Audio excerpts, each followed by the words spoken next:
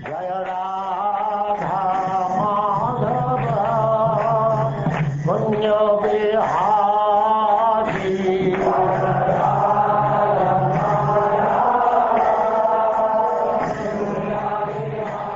And now chapter 31. Narada Instructs the Prachetas.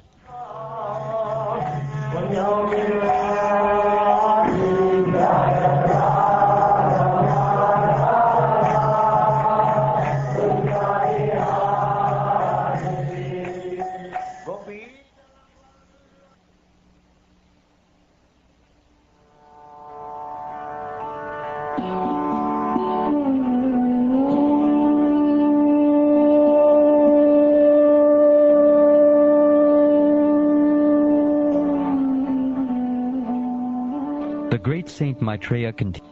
After that, the Prachetas lived at home for thousands of years and developed perfect knowledge in spiritual consciousness. At last, they remembered the blessings of the Supreme Personality of Godhead and left home, putting their wife in charge of a perfect son. The Prachetas went to the seashore in the west, where the great liberated sage Jajali was residing. After perfecting the spiritual knowledge by which one becomes equal toward all living entities, the Prachetas became perfect in Krishna consciousness. After practicing the yogasana for mystic yoga, the Prachetas managed to control their life air, mind, words, and external vision. Thus, by the pranayama process, they were completely relieved of material attachment. By remaining perpendicular, they could concentrate their minds on the uppermost Brahman. While they were practicing this pranayama, the great sage Narada, who is worshipped both by demons and by demigods, came to see them. As soon as the Prachetas saw that the great sage Narada had appeared, they immediately got up even from their asanas. As required, they immediately offered obeisances and worshipped him. And when they saw that Narada Muni was properly seated, they began to ask him questions.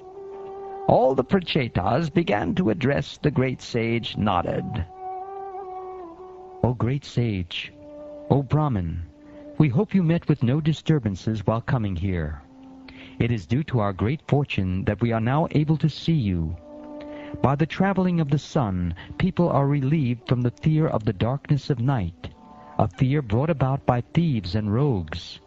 Similarly, your traveling is like the sun's, for you drive away all kinds of fear. O Master, may we inform you that because of our being overly attached to family affairs, we almost forgot the instructions we received from Lord Shiva and Lord Vishnu? Dear Master, kindly enlighten us in transcendental knowledge, which may act as a torchlight by which we may cross the dark nescience of material existence.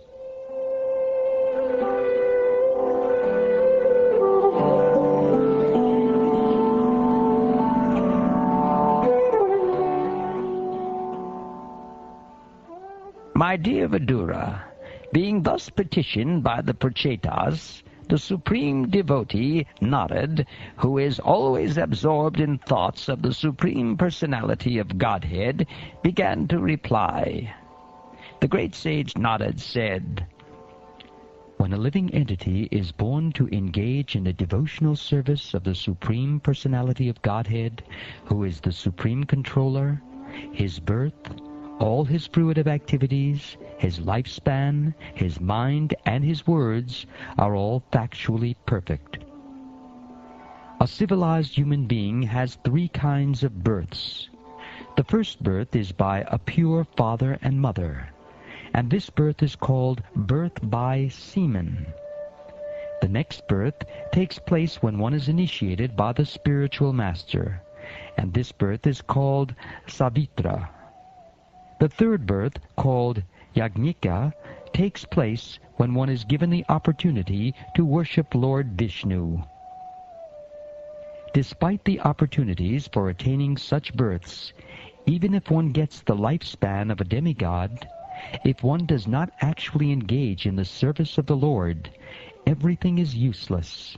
Similarly, one's activities may be mundane or spiritual, but they are useless if they are not meant for satisfying the Lord.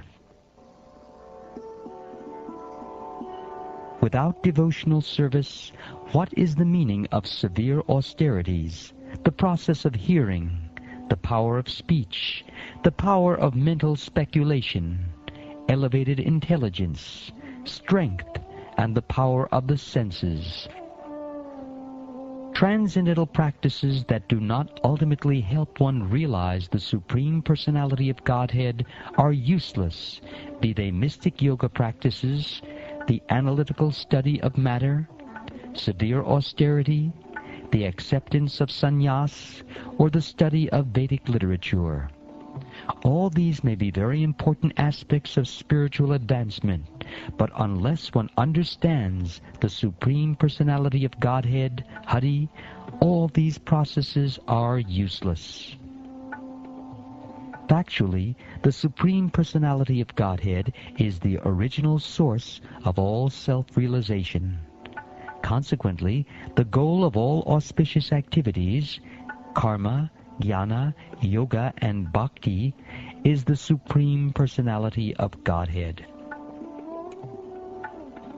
As pouring water on the root of a tree energizes the trunk, branches, twigs, and everything else, and as supplying food to the stomach enlivens the senses and limbs of the body, simply worshiping the Supreme Personality of Godhead through devotional service automatically satisfies the demigods who are parts of that Supreme Personality. During the rainy season, water is generated from the sun, and in due course of time, during the summer season, the very same water is again absorbed by the sun. Similarly, all living entities, moving and inert, are generated from the earth, and again, after some time, they all return to the earth as dust. Similarly, everything emanates from the Supreme Personality of Godhead, and in due course of time, everything enters into him again. Just as sunshine is non-different from the sun, the cosmic manifestation is also non-different from the Supreme Personality of Godhead. The Supreme Personality is therefore all-pervasive within this material creation. When the senses are active, they appear to be part and parcel of the body, but when the body is asleep, their activities are unmanifest. Similarly, the whole cosmic creation appears different, and yet non-different from the Supreme Person. My dear kings, sometimes in the sky there are clouds, sometimes there is darkness, and sometimes there is illumination. The appearance of all these takes place consecutively. Similarly, in the Supreme Absolute, the modes of passion, darkness, and goodness appear as consecutive energies. Sometimes they appear, and sometimes they disappear. Because the Supreme Lord is the cause of all causes, he is the supersoul of all individual living entities, and he exists as both the remote and immediate cause. Since he is aloof from the material emanations, he is free from their interactions and is Lord of material nature. You should therefore engage in his devotional service, thinking yourselves qualitatively one with him. By showing mercy to all living entities, being satisfied somehow or other, and controlling the senses from sense enjoyment, one can very quickly satisfy the Supreme Personality of Godhead, Janardhan. Being completely cleansed of all material desires, the devotees are freed from all mental contamination. Thus they can always think of the Lord constantly and address him very feelingly. The Supreme Personality of Godhead, knowing himself to be controlled by his devotees, does not leave them for a second, just as the sky overhead never becomes invisible. The Supreme Personality of Godhead becomes very dear to those devotees who have no material possessions, but are fully happy in possessing the devotional service of the Lord. Indeed, the Lord relishes the devotional activities of such devotees. Those who are puffed up with material education, wealth, aristocracy, and fruitive activity are very proud of possessing material things, and they often deride the devotees. Even if such people offer the Lord worship, the Lord never accepts them. Although the Supreme Personality of Godhead is self-sufficient, he becomes dependent on his devotees. He does not care for the goddess of fortune, nor for the kings and demigods who are after the favors of the goddess of fortune. Where is that person who is actually grateful and will not worship the personality of Godhead?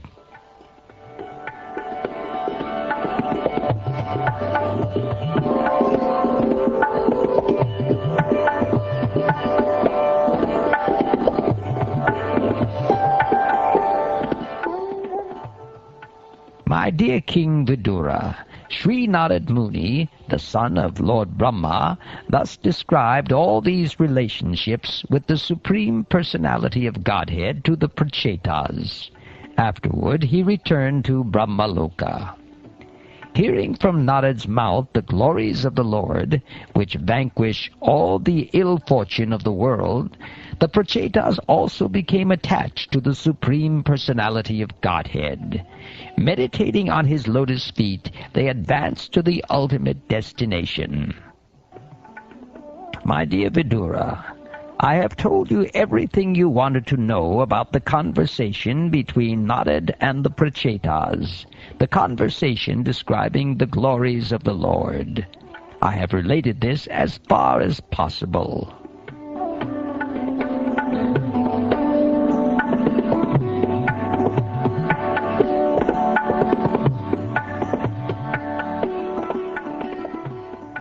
Shukdeva Goswami continued, O best of kings, King Parikshit, I have now finished telling about the descendants of the first son of Swayambhuva Manu, Uttanapad. I shall now try to relate the activities of the descendants of Priyavrata, the second son of Swayambhuva Manu. Please hear them attentively. Although Maharaj Priyavrata received instructions from the great sage Narad, he still engaged in ruling the earth. After fully enjoying material possessions, he divided his property among his sons.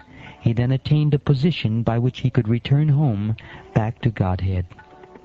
My dear King, in this way, after hearing the transcendental messages of the Supreme Personality of Godhead and his devotees from the great sage Maitreya, Vidura was overwhelmed with ecstasy. With tears in his eyes, he immediately fell down at the lotus feet of his Guru, his spiritual master. He then fixed the Supreme Personality of Godhead within the core of his heart. Sri Vidura said,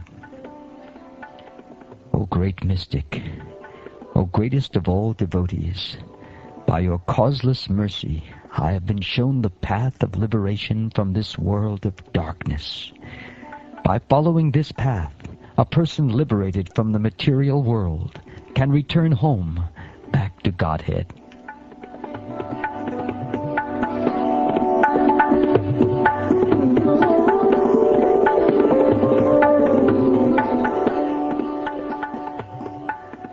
Shukdev Goswami continued, Vidura thus offered obeisances unto the great sage Maitreya, and, taking his permission, started for the city of Hastinapur to see his own kinsman, although he had no material desires.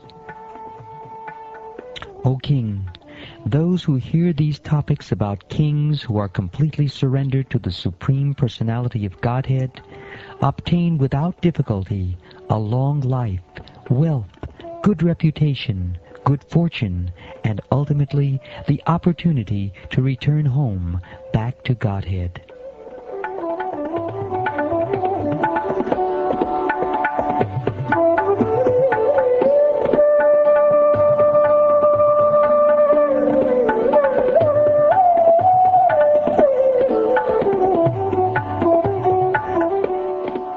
Thus ends the 31st chapter of the 4th canto of the Srimad Bhagavatam, entitled Narada Instructs the Prachetas. And this ends the 4th canto. Thus, by the pranayam process, they were completely relieved of material attachment. By remaining perpendicular, they could concentrate their minds on the uppermost Brahman. While they were practicing this pranayam, the great sage Narada, who is worshipped both by demons and by demigods, came to see them. As soon as the Prachetas saw that the great sage Narada had appeared, they immediately got up even from their asanas. As required, they immediately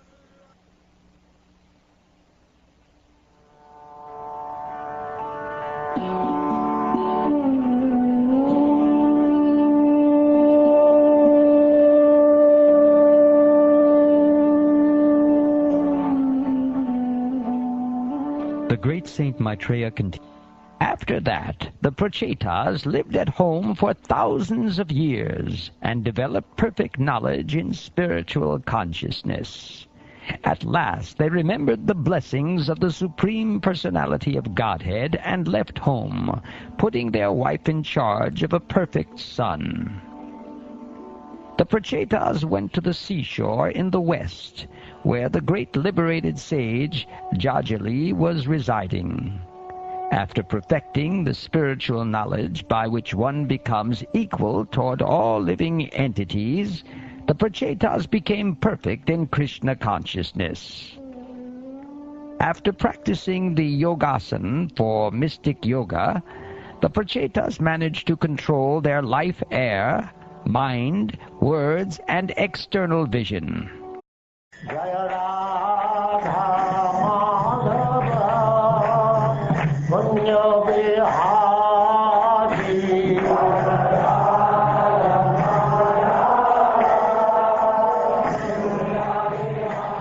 And now chapter 31. Narada Instructs the Prachetas.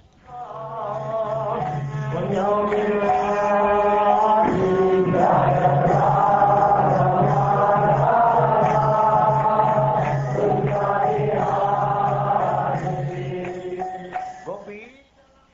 Offered obeisances and worshipped him. And when they saw that Narad Muni was properly seated, they began to ask him questions. All the Prachetas began to address the great sage Narad. O great sage, O Brahmin, we hope you met with no disturbances while coming here. It is due to our great fortune that we are now able to see you. By the traveling of the sun, people are relieved from the fear of the darkness of night, a fear brought about by thieves and rogues.